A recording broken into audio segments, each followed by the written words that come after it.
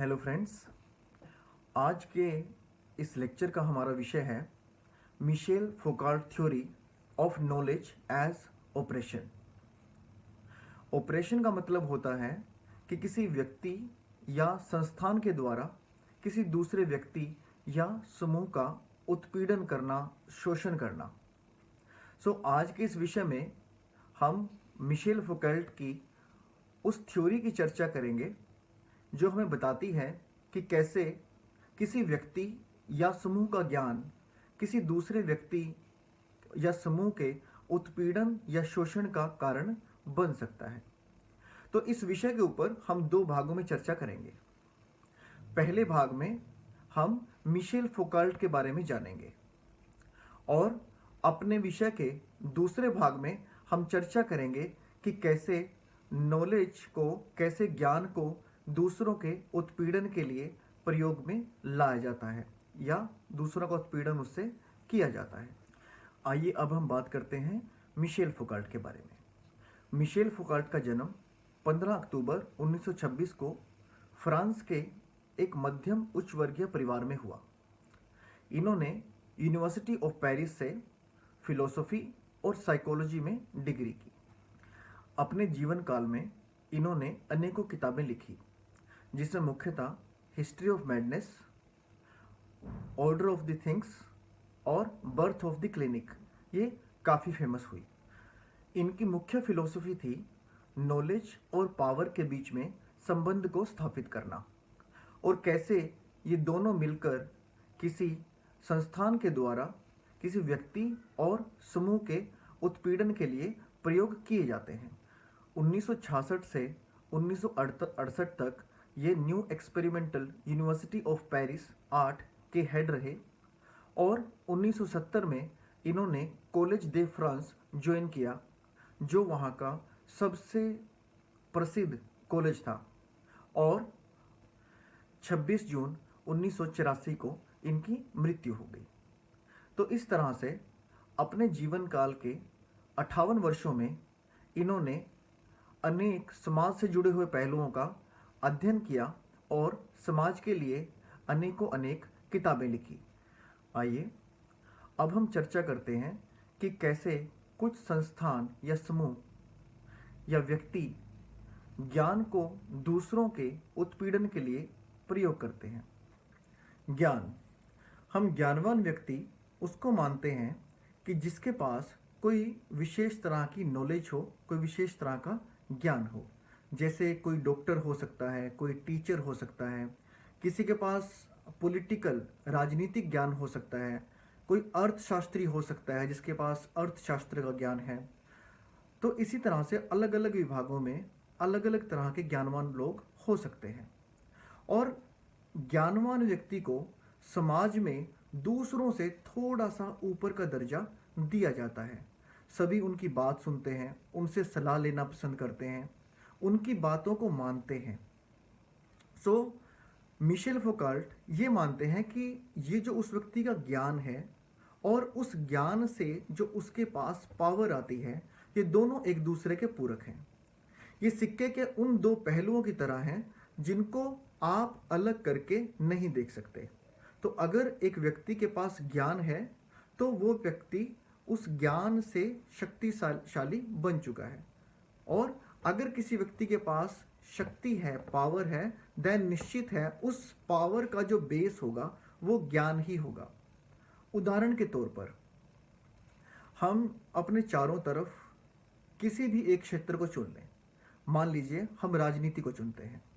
राजनीति में आज की तारीख में आप किसी भी एक मुख्यमंत्री या प्रधानमंत्री या राष्ट्रपति जो अपने विभाग में सबसे ऊपर की पोस्ट पर बैठे हुए हैं, आप उनका एनालिसिस कर लीजिए।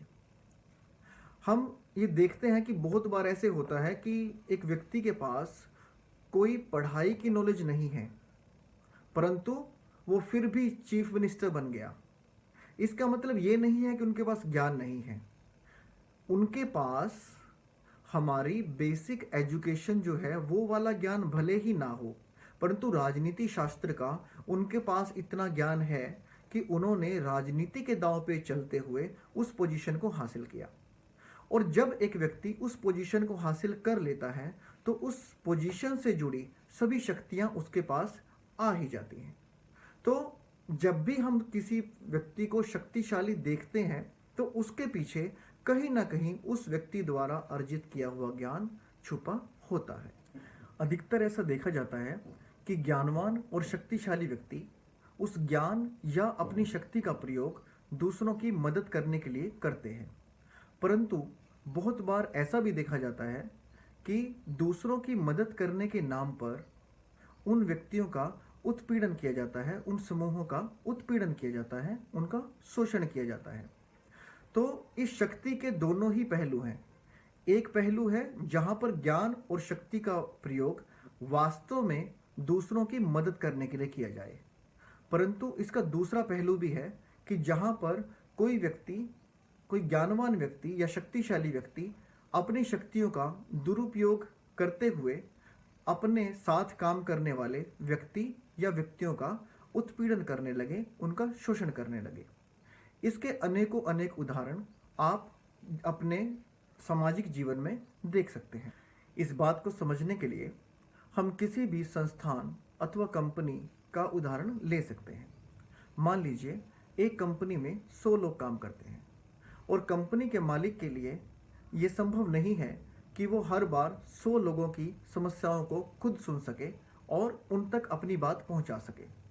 इसके लिए कंपनी के मालिक ने क्या किया, अपनी कंपनी के उन 100 एम्प्लॉयज़ को 10 अलग अलग ऑफिसेज में बांट दिया और उन 10 में से किसी एक योग्य को, जो सबसे ज़्यादा ज्ञानवान लगा, उसको उनका बॉस बना दिया गया। अब एक ऑफिस में 9 एम्प्लॉय और उनके साथ एक बॉस, और उस बॉस को कुछ अतिरिक्त शक्तियां दी गई, पावर्स दी गई। अब उन पावर्स का उद्देश्य था कि उन 9 लोगों को जो भी समस्याएं आ रही हैं उनका निपटारा उस बॉस के लेवल पर किया जा सके। हर बार उन 9 लोगों को अपनी समस्याओं को लेकर कंपनी के मालिक तक ना आना पड़े। और उस बॉस की ये ड्यूटीज थी कि अपने साथ काम करने वाले 9 लोगों का ध्यान रखना, देखभाल करना और उनको क्या हर रोज के कामों में समस्याएं आ रही हैं, इन सब की देख रेख करना। परंतु बहुत बार हम लोग अपने व्यवहारिक जीवन में देखते हैं कि बॉस इस पावर को गलत तरह से समझने लग जाते हैं। बॉस को लगता है कि ये जो 9 लोग मुझे दिए गए हैं, ये दरअसल मेरी सुविधा के लिए मुझे दिए गए हैं। इन 9 लोगों का काम है मेरे द्वारा कही हुई किसी भी बात को करना, चाहे वो बात गलत हो अथवा सही हो, और ये उत्पीड़न की पहली सीढ़ी है। सो इसके लिए ये जरूरी है कि शक्तियों के साथ साथ जिम्मेवारियों को भी अच्छी तरह से समझाया जाए। और इससे होता क्या है, इससे धीरे धीरे करके उन 2 लोगों का कंपनी के प्रति जो जुड़ाव है वो कम होने लगता है, और धीरे धीरे करके ये या तो आक्रोश का रूप ले लेता है, और या धीरे धीरे करके वो 9 लोग उस कंपनी को छोड़ते चले जाते हैं।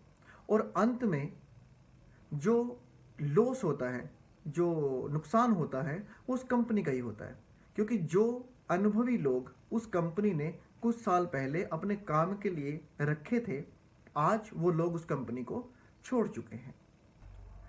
आमतौर पर पावर को पावरफुल व्यक्ति की उस क्षमता के तौर पर देखा जाता है कि वह अपने साथ काम करने वाले लोगों के ऊपर अपनी इच्छा थोप सकता है कि नहीं, या वह उन्हें उन कामों को करने के लिए मजबूर कर सकता है कि नहीं जो वो व्यक्ति नहीं करना चाहते।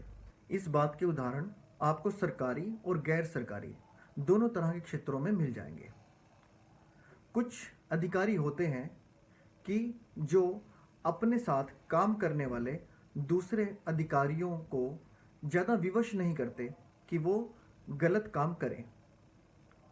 अगर उनके साथ काम करने वाला कोई अधिकारी किसी गलत काम को करने के लिए तैयार नहीं है तो वो उसको बहुत ज़्यादा दबाव नहीं डालते, और दूसरी तरफ ऐसे अधिकारी होते हैं कि जो अपने साथ काम करने वाले दूसरे अधिकारियों के ऊपर जॉब से लेकर अन्य कई तरह का दबाव डालकर उनसे काम करवा ही लेते हैं। तो इन दोनों के बीच में हम व्यवहारिक तौर पर ज़्यादा पावरफुल उनको मानते हैं कि जो दूसरी श्रेणी में आते हैं, जो अत्यधिक दबाव डालकर गलत काम भी अपने साथी अधिकारी से करवा लें। इस तरह से पावर को शक्तिशाली व्यक्ति या संस्थानों की प्रॉपर्टी के तौर पर देखा जाता है, जो उस समय शक्तिशाली हो या सत्ता में हो। परंतु मिशेल फौकॉल्ट ऐसा नहीं मानते।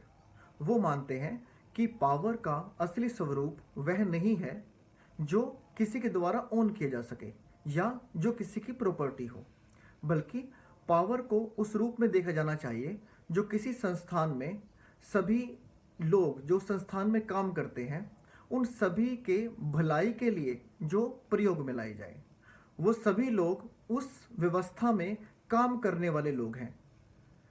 किसी के पास अगर पावर दी गई है तो वो पावर उसके साथ काम करने वाले दूसरे लोगों की देखभाल करने के लिए या भलाई के लिए दी गई है, और सभी का एक ही उद्देश्य है। पावर का उद्देश्य वहाँ पर किसी का उत्पीड़न या किसी का शोषण करना नहीं है। पावर का उद्देश्य वहाँ पर है उस संस्थान को आगे बढ़ाना, और उस संस्थान में जो अंत श्रेणी में काम करने वाला व्यक्ति भी है वो भी उतना ही महत्वपूर्ण है जो प्रथम श्रेणी में काम करने वाला व्यक्ति।